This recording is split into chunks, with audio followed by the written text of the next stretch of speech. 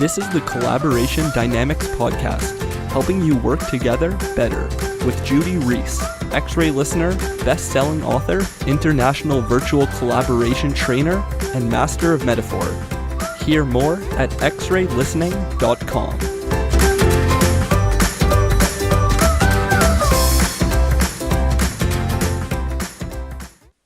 Hello and welcome to the Collaboration Dynamics podcast. My name's Judy Reese and with me today is Henrietta Laitt. Hello, Henrietta.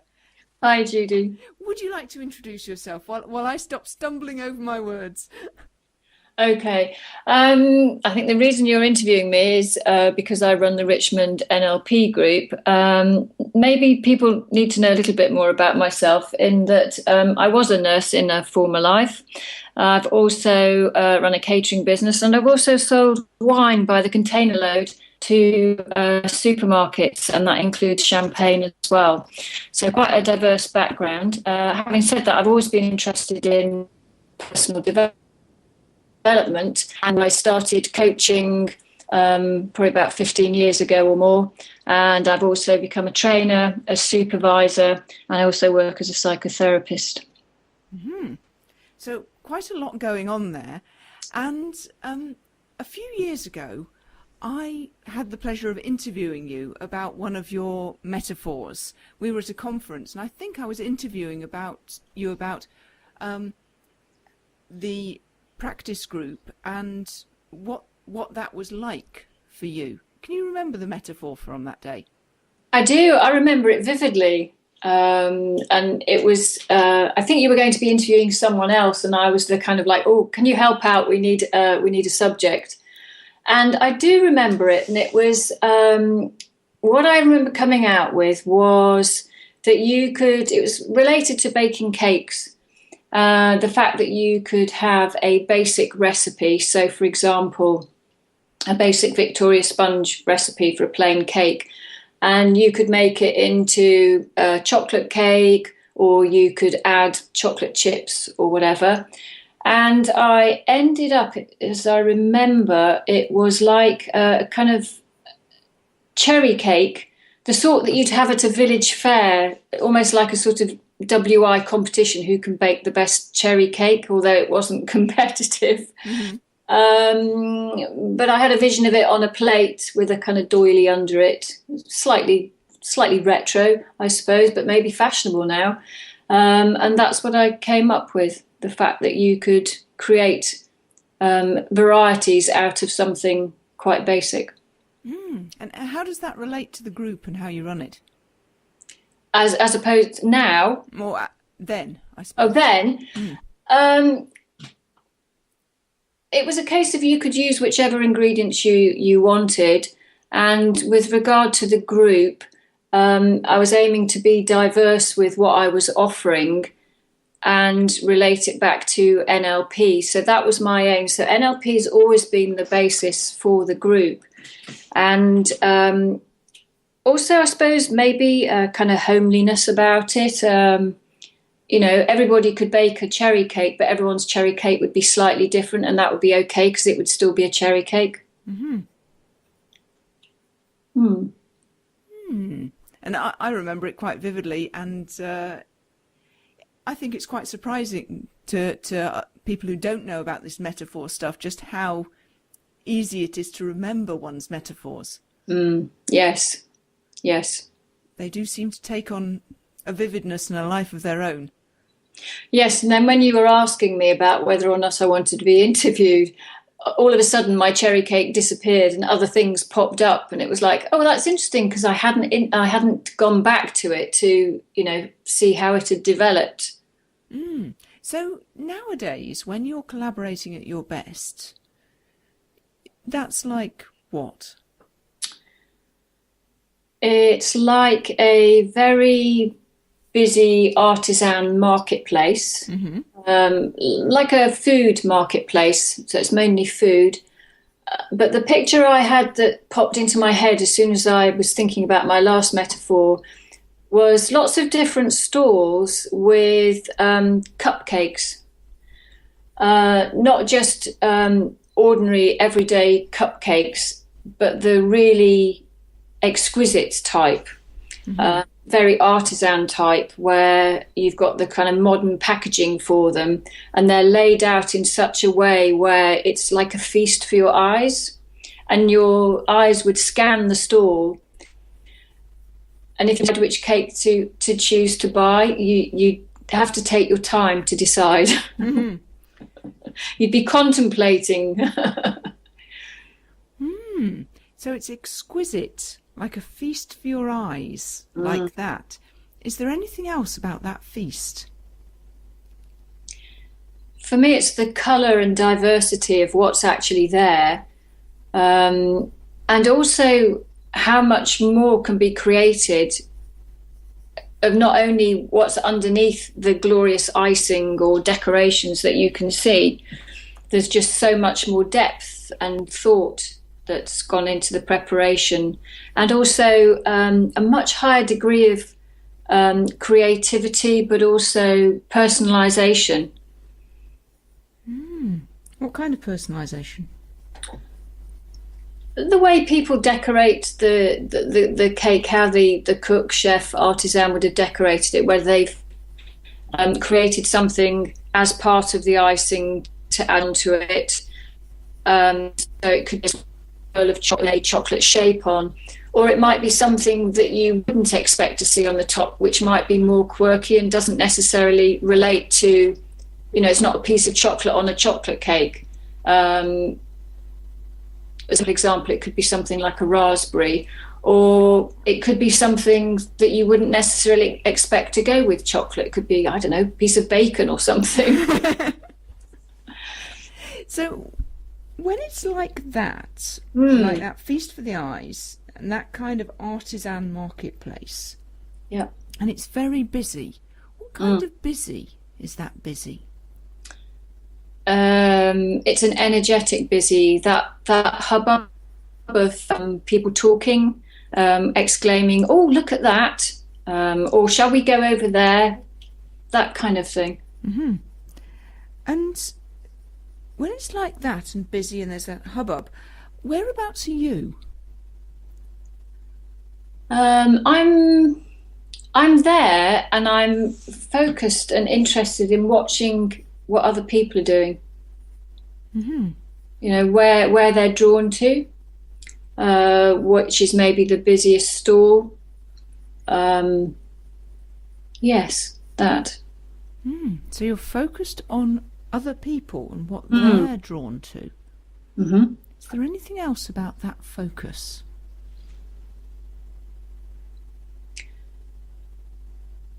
It's quite, I can't think what the word is I'd want to describe it as. I'm focused on the people, the movement, the colours, what's actually going on as a system, but also I can pick out individuals as part of that. Mm-hmm.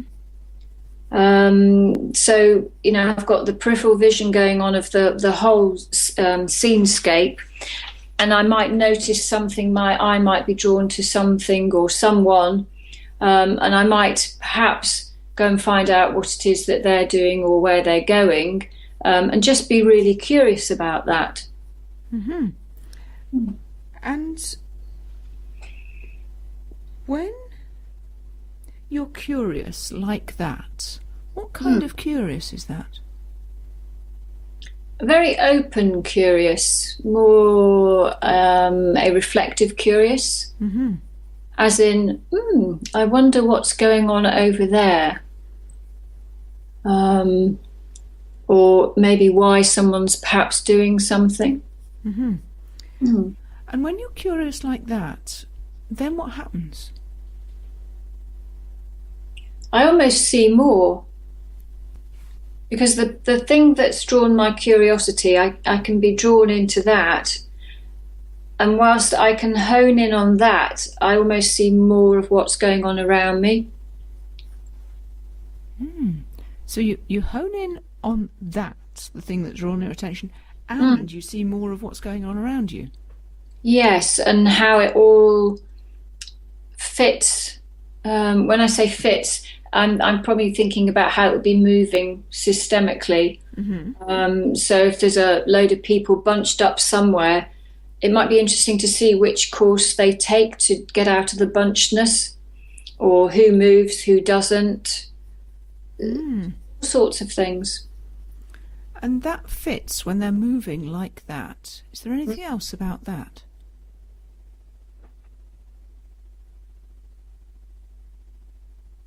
I'm not sure there's anything else about that. Maybe it's a curiosity of how adaptive people may be. Mm-hmm. And what might make them decide to either stop or go. And when you're curious like that about what might make them decide to stop or go, what kind of things might make them stop or go? Well, for some people, you notice them that they'll just hang back and maybe, soldier on it, because it's just maybe the amount of people it's just too busy. There'll be others that are determined to get through and keep going, and they'll be doing the shuffling with the crowd. And there's where, if say a pushchair or something was coming towards them, the way might actually part to let that go through. But, how aware are the people of what else is going around them, I suppose, as I'm watching them. So noticing what I notice about them. And you're noticing them, you're watching them. Is there any point at which you make direct contact with them?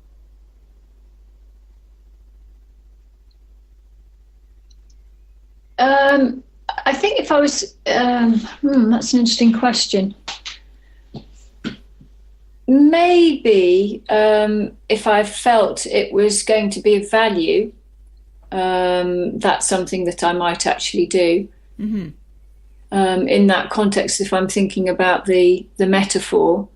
And having said that, if it was something that I wanted to make contact with, if I was interested, I would certainly make contact. And is there anything else about the relationship between you and that marketplace? Yes, I'm in it. I'm part of it. And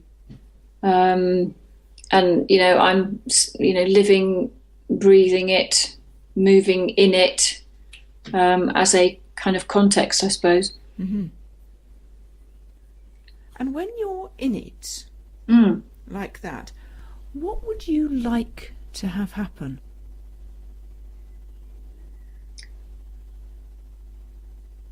Being in it is invigorating, and there's also something about, if I could be there earlier, to just look at the lay of the land, see what's there, find out what attracts me from a stall point of view, if I was going to be buying or I wanted to engage with the sellers.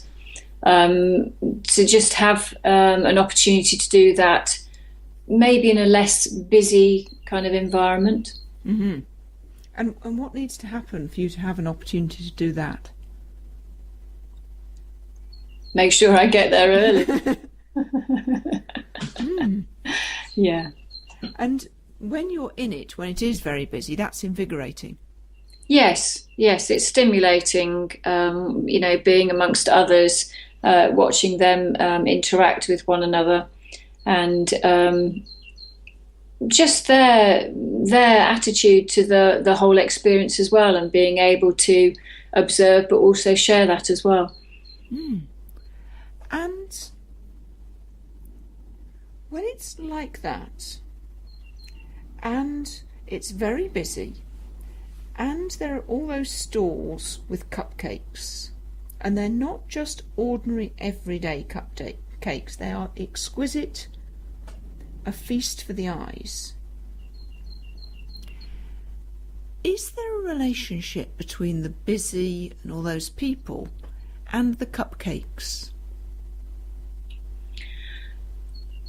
There is, in that there are pockets where it is quieter, and people might be queuing at maybe one place for something, but there are others that maybe aren't quite so busy, and that gives you time to maybe spend more time thinking about what it is that they are displaying and what they might be doing, and then that is an opportunity to be able to, engage with whoever the seller is in a more unhurried, unjostled kind of way. Mm-hmm. Mm. So you learn more about the cupcakes and actually what their ethos is for maybe putting bacon on top of chocolate, for example. Mm-hmm. Not that I don't think I've ever seen bacon on top of chocolate, but I'm sure there'll be someone who can tell me that maybe they've seen that or experienced it. And if this particular stall holder had bacon on top of chocolate, they could tell you what the ethos was. Yeah, and what the thinking was behind it, and yeah, and that again would pique my curiosity, because it would be, I suppose it's thinking about some of those glorious handmade chocolates you get with, they've got cigar smoke in them and whatever, or Marmite. There's something so diverse about it that you can't not try it. Mm-hmm. It does pique the curiosity. When it piques the curiosity, whereabouts is your curiosity? The anticipation, Mm-hmm. the I wonder what if, just total openness. Sort of try it and see, have the experience, give it a go. And when all of that, when collaboration nowadays for you is like that busy artisan marketplace with all those busy people jostling and those exquisite cupcakes and all of that, and a few years ago, and we were talking about the cherry cake and the chocolate cake and all of that, is there a relationship between the two sets of metaphors? Yes, in that obviously it's still about cake. And it's become more personal, but more creative, more individual. And given there's, rather than one big cake, there's often smaller cakes. For me, that's where the gem might be found. Actually finding something that you might not think works, but actually does, as maybe two diverse flavours, or something that's got a story behind it, or there's a passion behind it. It's almost like it says more than a cherry cake. There's more depth to it in a way. So there's more depth when there's the passion behind it, when there's the story behind it. That's the gem. Yes. And is there anything else about that gem? I think it's a new experience, finding something that maybe you hadn't, that was unexpected, to be curious enough about it to maybe learn more about it or find out more about it, and then be able to experience it, and ideally be pleasantly surprised. Is that, that works for me. And when all of that, I'm curious, what difference does having explored all of that make? It's very energizing, and I'm aware of going from something more homely, that with cupcakes they're still perceived as homely, and also they're kind of the cutting edge of cakes in some ways. It's sort of like a new frontier in some ways. So there's more to discover, with new flavours, new combinations, and being able to just have that appreciation of that huge range, for me is important now. And when you have that appreciation of that huge range, what difference does that make? If I've experienced it, it allows me to then be able to share with others or tell people about my experience, or, an invitation in a way for them to perhaps, even though their head might be going Marmite chocolate doesn't work, but just, give it a go. Mm-hmm. Yeah. See what you think. And when that difference, that invitation, what difference does that make? The invitation's just what it is. It's an invitation without a necessity to take it up. So for me, there's an offering, but not an attachment to the invitation. Mm-hmm. Yeah. Mm. And having explored all of this, one of the things I'm asking the interviewees on this program, because it feels a bit like, well, if you haven't had the experience of being asked these questions, you don't know what it's like. So I'm curious, how much of what you've just told me did you know before we started the conversation? The only bit I knew was about the market stall, because when you mentioned to me, can I interview you? I immediately had the cherry cake, and then that just went. Mm-hmm. And it was just this marketplace, a completely different, all the submodalities of the picture were completely different. It was a different environment. The context of cake was the same. Mm-hmm.